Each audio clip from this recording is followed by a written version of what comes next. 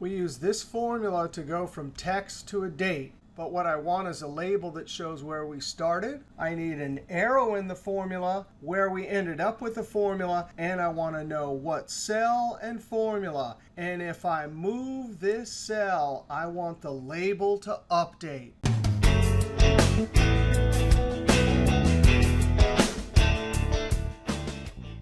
Now, labels like these are a great way to document your model. But there's a lot going on in this formula. Now, the first thing I did is I didn't know how to put an arrow into a formula. So I typed arrow Unicode into Google, found a great website. And I like the website. It says copy and paste symbol. Copy, paste, enter. And in Excel, we can ask the question UNICHAR, or in my case, I want Unicode. What is the Unicode for that arrow?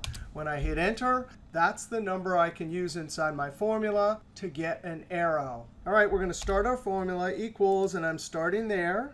Ampersand, and I need a space, ampersand. And now we use UNICHAR.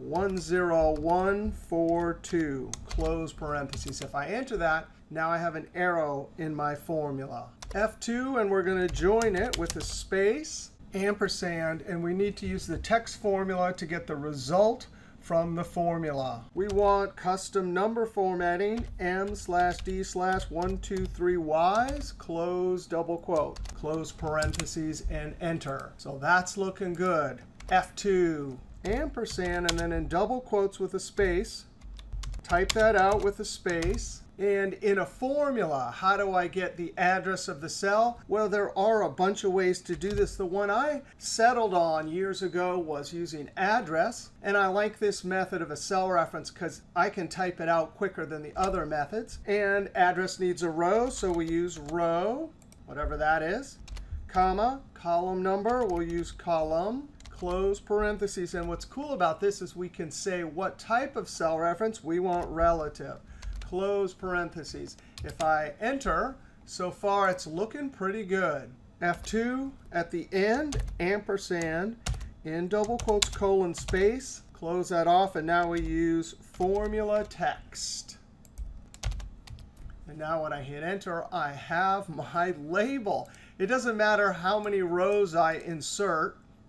That formula updates. Control Z, and I want to copy it. So F2, I think I need to lock that one. So F4, Control Enter, Control C, 1, 2, and I'm going to move it down using the move cursor. Move, and I'm done. All right, here's a bonus formula for you. Instead of using address, row, and column, we can use cell, but watch what happens. It comes out by default with dollar signs. F2. So then we have to use the substitute, look for a dollar sign, and replace it with nothing.